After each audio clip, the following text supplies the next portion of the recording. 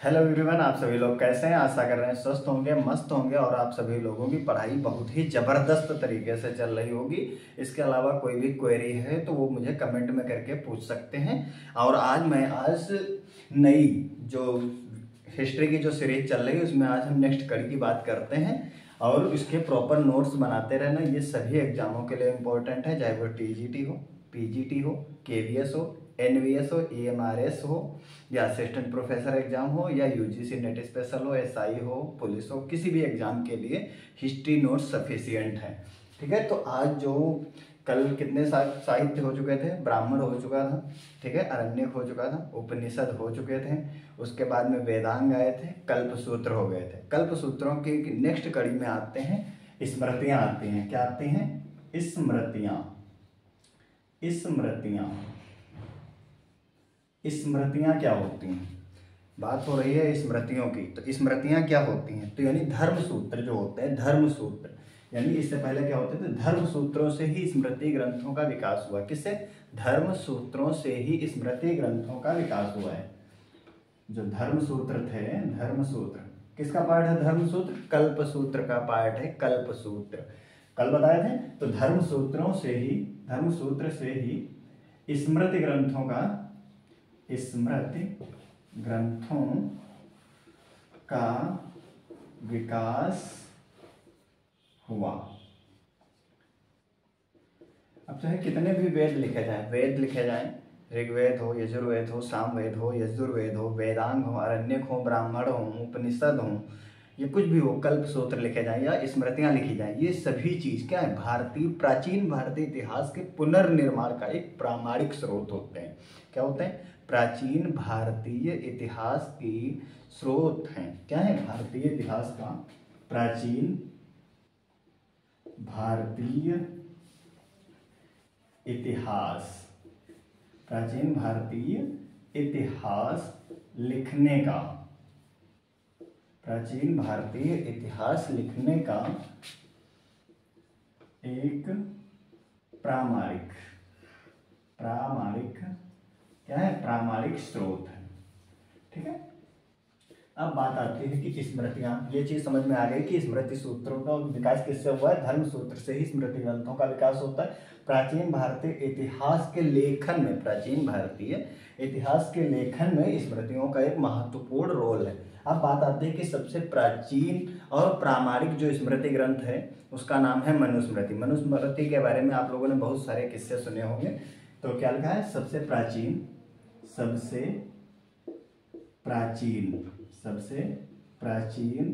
और प्रामाणिक, सबसे प्राचीन और प्रामाणिक जो स्मृति है उसका नाम है, क्या नाम है? मनुस्मृति। क्या नाम है? मनुस्मृति। कब लिखी गई? तो ये लिखी गई है 200 ईसा पूर्व से लेकर 200 ईसा पूर्व से लेकर 200 ईस्वी तक, 200 ईस्वी तक का इतिहास इसमें वर्णित मिलता है। सबसे प्राचीन है और सबसे प्रामाणिक ग्रंथ भी है। इसके बाद में कुछ और स्मृतियां आती हैं। तो धर्म सूत्रों से ही हुआ है, तो धर्म सूत्र आ गया। हाँ ठीक है, यहाँ पे बात आती है मनुस्मृति जो है ये किस काल का ग्रंथ है? तो ये शुंग काल का एक मानक ग्रंथ है। शुंग काल का मानक ग्रंथ। शुंग काल से ही एक शासक रिलेटेड था, उसका नाम था पुष्यमित्र शुंगा। पुष्यमित्र शुंग, ठीक है, क्या नाम था? पुष्यमित्र शुंगा नाम था। ठीक है, तो धर्म सूत्र हो गया। अब धर्म सूत्रों से किसका विकास हुआ? तो धर्म सूत्रों से हुआ मनुस्मृति का। जो सबसे पहली स्मृति आई वो आई मनुस्मृति। क्या आई? मनुस्मृति, जो किससे संबंधित है? शुंग काल से रिलेटेड है। किससे? शुंग काल से रिलेटेड है। मनुस्मृति के बाद आती है याज्ञवल्क्य स्मृति। क्या आती है? याज्ञवल्क्य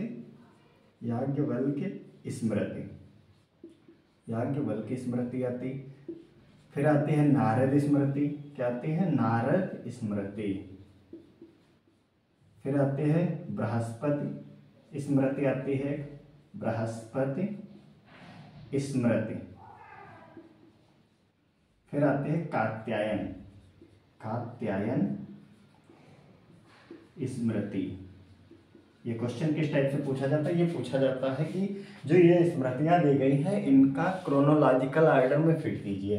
तो क्रोनोलॉजी में इस टाइप से आती है। तो इसके लिए मेरे पास एक जो ट्रिक है वो है धा, इसके लिए धा आ जाता है, इसके लिए मा आ जाता है, ध म य ना ब क।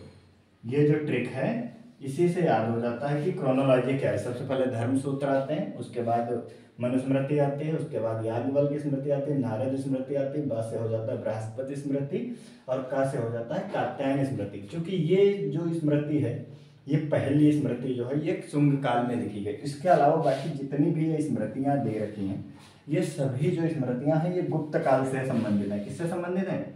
गुप्त काल से संबंधित है, गुप्त काल से संबंधित है। एक बात और कि ये जितनी भी स्मृतियां लिखी गई हैं ये सभी पद्य में लिखित है। किसमें लिखित है? पद्य में लिखित है। ये जितनी भी स्मृतियां हैं ये ऑल टोटल किसमें लिखित है? पद्य में लिखित है। एक अपवाद स्वरूप है, उसके बारे में लिख देता हूं। एकमात्र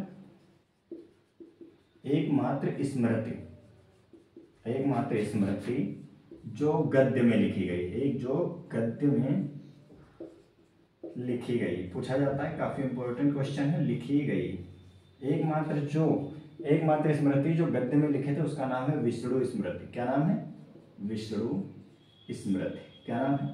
विष्णु स्मृति। तो ये चीज समझ में आ गई होगी कि जितनी भी ये स्मृतियां संबंधित हैं गुप्त काल से संबंधित है। सभी स्मृतियां किसमें लिखी गई? पद्य में लिखी गई हैं। एकमात्र ऐसी स्मृति है जो केवल गद्य में लिखित है, उसका नाम क्या है? विष्णु स्मृति नाम है। ठीक है, ये ट्रिक याद करने की ये क्रोनोलॉजिकल ऑर्डर में लिखी भी गई है। किसमें? क्रमानुसार। मैं हेडिंग डाल देता हूँ, क्रमानुसार। ये चीज समझ में आ गई होगी कि स्मृतियां कैसे आई। धर्म सूत्रों से स्मृति ग्रंथों का विकास होता है। ठीक है, इसके बाद में आते हैं कुछ स्मृतियों के टीकाकार, ऐसे ऋषि जिन्होंने स्मृतियों की व्याख्या करने के लिए, क्योंकि स्मृतियां पद्य में लिखी गई हैं, इसलिए उनको सरल बनाने के लिए या उनका व्याख्या करने के लिए, जिससे कि वो स्मृतियां जनमानस में आसानी से पहुंच सकें, लोगों को अच्छे से समझ में आ सके कि उसमें किस तरह के कर्मकांड हैं, किस तरह के श्लोक हैं। इसके लिए कुछ ऐसे जो लोग हुए जिन्होंने स्मृतियों पर टीका लिखा है। क्या लिखा है? स्मृतियों पर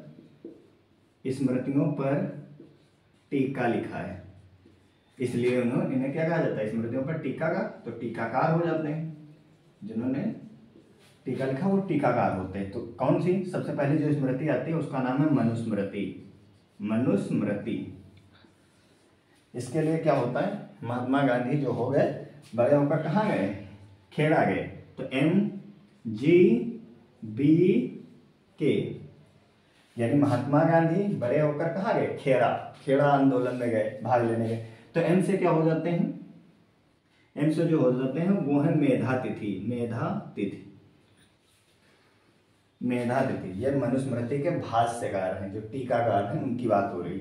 जी से क्या हो जाता है? गोविंद राज हो जाता है। क्या हो जाता है? गोविंद राज। मेधा तिथि, गोविंद राज हो गया। बी से क्या हो गया? भारुचि हो गया। क्या हो गया? भारुचि हो गया। कैसे हो गया? कुल्लुक भट्ट। बहुत इंपॉर्टेंट क्वेश्चन है मनुस्मृति के टीकाकार में। किस तरह से क्वेश्चन पूछा जा सकता है? निम्नलिखित में से कौन मनुस्मृति का भाष्यकार नहीं है? ठीक है, उसमें 3 ऑप्शन दे दिया जाएगा, मेधा तिथि, गोविंदराज, भारुच, और एक ऑप्शन हटा दिया जाएगा। तो आंसर क्या होगा? जो चौथा ऑप्शन होगा वही, कौन नहीं है। और ये भी पूछा जा सकता है कि इनमें से कौन सा जो है मनुस्मृति का टीकाकार है। उसमें किसी एक का नाम दे दिया जाएगा, 3 गलत होंगे, 1 सही होगा। तो ये याद करना बहुत जरूरी है। यानी महात्मा गांधी बड़े होकर कहाँ गए? खेड़ा आंदोलन में भाग लेने गए थे। MGBK ये याद हो जाता है, मनुस्मृति हो जाती है। उसके बाद जो दूसरी स्मृति आती है उसका नाम है याज्ञवल्क्य स्मृति। क्या नाम है? याज्ञ, यहाँ देख लो, एक ये हो जाएगा, दूसरा हो जाएगा याज्ञवल्क्य स्मृति। ठीक है, ये हो गई याज्ञवल्क्य स्मृति। इसके 3 लोग हैं जो टीकाकार हैं, तीनों के नाम बता देता हूं। सबसे पहले है अपरार्क। क्या नाम है? अपरार्क। क्या नाम है? अपरार्क नाम है। दूसरे का नाम है विज्ञानेश्वर। क्या नाम है? विज्ञानेश्वर, क्या नाम है? विज्ञानेश्वर नाम है। और चौथे का क्या नाम है? तीसरे का क्या नाम है? विश्वरूप। क्या नाम है? विश्वरूप। ठीक है, तो ये 3 नाम हो जाते हैं। याज्ञवल्क्य स्मृति के जो टीकाकार हैं अपरार्क है, विज्ञानेश्वर है, जिन्होंने मिताक्षरा रचना की। क्या उनकी रचना का क्या नाम है? मिताक्षरा। दाय भाग, क्या नाम है? एक दूसरी है दाय भाग, किसने लिखी है? विज्ञानेश्वर ने लिखी है। ठीक है, तो ये हो गए याज्ञवल्क्य स्मृति के टीकाकार। अपरार्क हो गया, विज्ञानेश्वर हो गया, विश्वरूप हो गए। चौथी स्मृति जो आती है तीसरी, उसका नाम है नारद स्मृति। क्या नाम है? नारद स्मृति। इसके जो टीकाकार हैं उनका नाम है असहाय। क्या नाम है? असहाय। ठीक है, ये चीज समझ में आ गई होगी कि मनुस्मृति के टीकाकार कौन से हैं, याज्ञवल्क्य स्मृति के टीकाकार कौन से हैं और नारद स्मृति के टीकाकार कौन से हैं। इसे प्रॉपर नोट्स बना लीजिए। तब तक के लिए मैं 1 मिनट थोड़ा रुकना चाहता हूँ, बस इसे इरेज कर लूँ इस साइड का। तब तक आप लोग अच्छे से नोट्स बनाते रहें।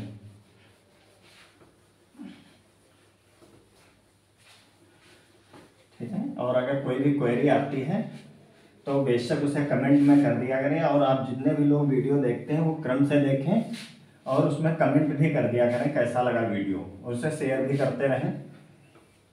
ठीक है, ये चीज हो गई। अब बात आती है पुराणास की। कितनी आती है? पुराण। किसकी बात आती है? पुराण। इंग्लिश में क्या लिखेंगे? पुराना, पुराणास। पुराणास, पुराण, पुराणा। पुराण मतलब पुराना। पुराना क्या? यानी जो इतिहास हो चुका है उसके बारे में, यानी प्राचीन भारतीय इतिहास का। प्राचीन भारतीय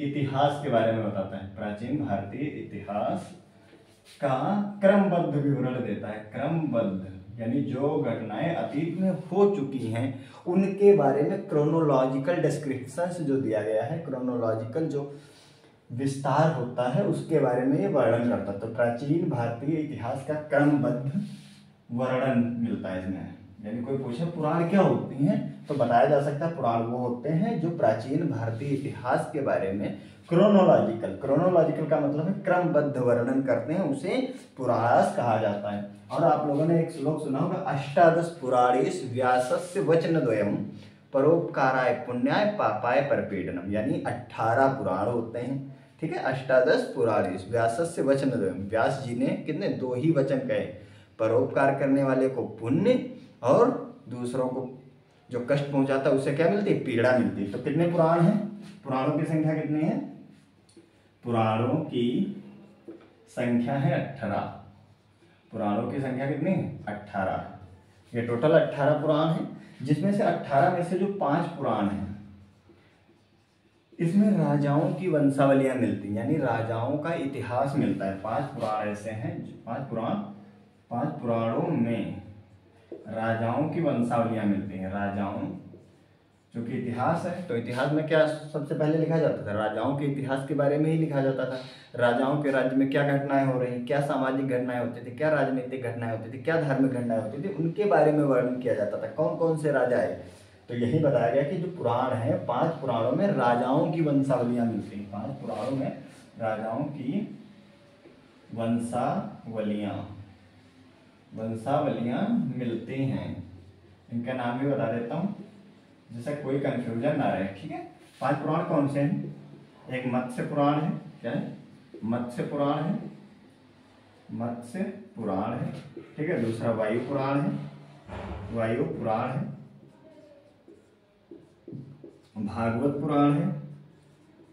भागवत पुराण है। ठीक है, चौथा क्या है? ये हो गया। इसके बाद विष्णु पुराण है। क्या है? विष्णु पुराण। और 5वें पुराण का नाम है ब्रह्मांड पुराण। क्या नाम है? ब्रह्मांड पुराण।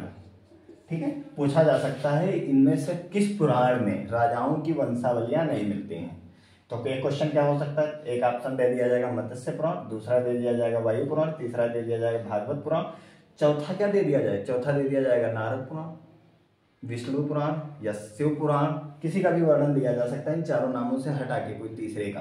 ठीक है, तो ये चीज समझ में आ गई। पुराणों की संख्या कितनी है, पुराण होते क्या है, और इनका जो रचयिता है, पुराणों के जो रचयिता हैं वो कौन है, इनके जो रचयिता और संकलन करता है, और संकलन करता है, जिन्होंने पुराणों को रचा है और लिखा है, उनका नाम है लोमहर्ष ऋषि। लोमहर्ष, लोमहर्ष और उनके पुत्र, और उनके पुत्र उग्रश्रवा, उग्रश्रवा को माना जाता है।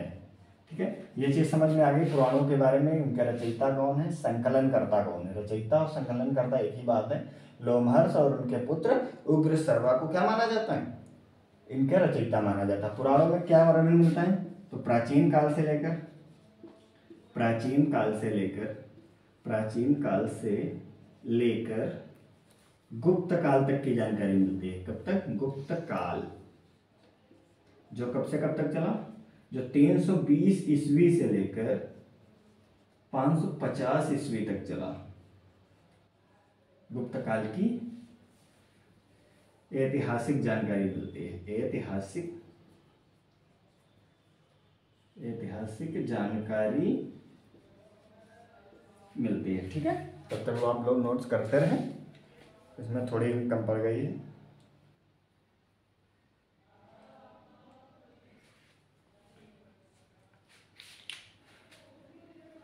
ठीक है, और इसमें कुछ वंशों के बारे में भी टीका टिप्पणी मिलती है। उसके नाम कौन कौन से हैं, जैसे शिशुनाग वंश हो जाएगा, क्या हो जाएगा, शिशुनाग हो जाएगा, शिशुनाग हो जाएगा, मौर्य हो जाएगा, मौर्य वंश के बारे में जानकारी मिलती है, नंद वंश के बारे में जानकारी मिलती है, आंध्र सातवाहन वंश के बारे में जानकारी मिलती है, आंध्र सातवाहन, और किसके बारे में जानकारी मिलती है, गुप्त, गुप्त काल के बारे में, गुप्त काल के बारे में जानकारी मिलती है। तो ये चीज समझ में आ गई कि प्राचीन काल से लेकर गुप्त काल तक की ऐतिहासिक जानकारी मिलती है। कौन कौन से वंश हो जाते हैं, शिशुनाग हो जाता है, मौर्य हो जाता है, नंद हो जाता है, आंध्र सातवाहन हो जाता है, और क्या हो जाता है, गुप्त काल तक की जानकारी मिलती है। तो पुराणों के बारे में इतना सफिशियंट है। ठीक है, और इसके बारे में और एक दो बात बता देता हूँ पुराणों के बारे में। कुछ पुराने जो हैं किसी विशेष वंश से संबंधित हैं, उनके बारे में नोट कर लीजिएगा अच्छे से। जो मत्स्य पुराण है, जो मत्स्य पुराण है, जो मत्स्य पुराण है वो किससे संबंधित है, जो मत्स्य पुराण है वो संबंधित है आंध्र सातवाहन वंश से। किससे संबंधित है, आंध्र सातवाहन वंश से संबंधित है। जो विष्णु पुराण है, जो विष्णु पुराण है वो किससे संबंधित है, मौर्य, मौर्य वंश से संबंधित है, जिनमें चंद्रगुप्त मौर्य था, बिंदुसार था, और अशोक के बारे में विस्तार से वर्णन मिलता है। तीसरे पुराण का नाम है वायु पुराण। क्या नाम है, वायु पुराण। इसमें गुप्तों के बारे में जानकारी मिलती है, गुप्तों के विषय में, गुप्त काल के विषय में, गुप्तों के विषय में वर्णन मिलता है। ठीक है, तो ये चीज समझ में आ गई होगी। जो सबसे प्राचीन और प्रामाणिक वेद माना जाता है वो मत्स्य पुराण माना जाता है। क्या, सबसे प्राचीन, सबसे पुराना, यानी सबसे प्राचीन और प्रामाणिक, क्या, प्रामाणिक। ठीक है, सबसे प्राचीन पुराण कौन सा है, तो मत्स्य पुराण है, सबसे प्राचीन और प्रामाणिक। उसके बाद किसी स्पेशल आ जाए, मत्स्य पुराण में आंध्र सातवाहन वंश के बारे में जानकारी मिलती है, विष्णु पुराण में मौर्य वंश के बारे में जानकारी मिलती है, और वायु पुराण में गुप्तों के विषय में जानकारी मिलती है। इसके अलावा वहाँ जो पुराण होते हैं उनके कुछ लक्षण बताए गए हैं। क्या लक्षण होते हैं देख लेते हैं। एक ग्रंथ है अमरकोश, अमर सिंह की रचना है अमरकोश। उसके अनुसार उन्होंने बताया है कि कोई भी पुराण हो उसके 5 लक्षण होते हैं। तो अमरकोश ग्रंथ है एक, अमरकोश। ठीक है, इस ग्रंथ के अकॉर्डिंग पुराणों के 5 लक्षण होते हैं, पुराणों के 5 लक्षण होते हैं। ठीक है, ये बहुत ज़्यादा डिटेल बताया जा रहा है, इन सबकी जरूरत किसमें पड़ती है, असिस्टेंट प्रोफेसर के एग्जाम में पूछा जाता है। ठीक है। यूजीसी नेट जेआरएफ में पूछा जाता है, या जो स्पेशल हिस्ट्री से रिलेटेड टीचर्स टीजीटी पीजीटी के एग्जाम होते हैं उसमें पूछे जाते हैं। तो पहला आता है वंश, क्या होता है, पहला होता है सर्ग, क्या होता है, पहला होता है सर्ग, दूसरा होता है प्रतिसर्ग, प्रतिसर्ग, सर्ग, प्रतिसर्ग होता है, वंश होता है, मनवंतर होता है, क्या होता है, मनवंतर, पांचवा होता है वंशानुचरित, वंशानुचरित। इनके अर्थ बता देता हूं। सर्ग का मतलब होता है सृष्टि, क्या होते हैं, सर्ग का मतलब होता है सृष्टि की शुरुआत कैसे हुई। प्रतिसर्ग का मतलब होता है प्रलय के पश्चात सृष्टि, क्या, प्रलय के पश्चात सृष्टि, प्रलय के पश्चात सृष्टि। वंश, वंश का मतलब होता है कुल, तो किसके कुल, तो यानी ऋषियों और देवताओं का वंश, ऋषियों और देवताओं का वंश, क्योंकि जितने भी पुराण हैं में ऋषियों देवताओं के बारे में वर्णन होता है, ऋषियों और देवताओं का वंश, ऋषियों और देवताओं का वंश। मनवंतर का मतलब हो जाएगा 14 मनु के काल, 14 मनु के काल। और ये जो बात चल रही है वंशानुचरित, वंश के बारे में जो चरित्र की बात हो जाए तो कौन, सूर्य चंद्रादि, सूर्य चंद्रादि, सूर्य चंद्रादि वंशीय चरित्र, यानी सूर्य और चंद्र के वंश से जो रिलेटेड है उनके चरित्र के बारे में वर्णन मिलता है। ठीक है, तो ये चीज समझ में आ गई होगी पुराणों के बारे में क्या होता है, पूरा पुराण समझ में आ गया होगा। तो पुराण क्या होते हैं, सबसे प्राचीन, क्या है, सबसे प्राचीन इतिहास का क्रमबद्ध वर्णन करता है। दूसरा क्या है, पुराणों की संख्या 18 बताई गई है, जिसमें 5 पुराण ऐसे हैं जिसमें राजाओं की वंशावलियां मिलती हैं। मत्स्य पुराण, विष्णु पुराण हो जाता, मत्स्य पुराण है, विष्णु पुराण है, वायु पुराण है, भागवत पुराण है, और 5वां जो है ब्रह्मांड पुराण है। ठीक है, इसके रचयिता की बात होती है तो रचयिता और संकलनकर्ता जो है लोमहर्ष और उनके पुत्र उग्रश्रवा को माना जाता है। प्राचीन काल से लेकर गुप्त काल तक, यानी गुप्त काल की शुरुआत 320 ईस्वी से लेकर 550 ईस्वी तक की ऐतिहासिक जानकारी के बारे में वर्णन मिलता है। किस किस वंश के बारे में जानकारी मिलती है पुराणों में, इससे सुनाग हो गया, मौर्य हो गया, नंद हो गया, आंध्र सातवाहन हो गया, गुप्त काल के बारे में जानकारी मिलती है। इसके बाद आता है कि सबसे प्राचीन और प्रामाणिक जो ग्रंथ है उसका नाम है मत्स्य पुराण, और मत्स्य पुराण से आंध्र सातवाहन वंश की जानकारी मिलती है। ठीक है, विष्णु पुराण से मौर्य वंश की जानकारी मिलती है, वायु पुराण से गुप्तों के विषय में जानकारी मिलती है। इसके अलावा एक ग्रंथ है अमरकोश, उसमें किसी भी पुराण के 5 लक्षण बताए गए हैं। उसमें उन्होंने बताया कि एक होता है सर्ग, प्रतिसर्ग, वंश, मनवंतर और वंशानुचरित। सर्ग का मतलब होता है सृष्टि, सृष्टि का निर्माण कैसे हुआ, उसका स्वरूप, उसका विकास कैसे हुआ अंत तक। उसके बाद आते हैं प्रतिसर्ग, यानी जिस सृष्टि का पतन हो जाता है उसको प्रलय के पश्चात फिर से नई सृष्टि की उत्पत्ति कैसी होती है उसके बारे में इसमें वर्णन मिलता है। तीसरा बताया गया वंश, किसका वंश, तो ऋषियों और देवताओं के वंश के बारे में जानकारी मिलती है। 5वां है मनवंतर, 14 मनु माने जाते हैं प्राचीन भारतीय इतिहास में, तो 14 मनु के टाइम पीरियड की बात हो रही है। वंशानुचरित का मतलब है सूर्य चंद्रादि देवताओं के जो वंश के चरित्र को लेकर जो बात होती है उसकी बात होती है। आशा कर रहा हूँ आप सभी लोगों को ये वीडियो बहुत ही पसंद आया होगा, और जिसको कोई भी टॉपिक समझ में नहीं आ रहा है या कोई ऐसी प्रॉब्लम्स है तो मुझे कमेंट में करके बता सकते हैं। तब तक के लिए जय हिंद, जय भारत, जय भारत।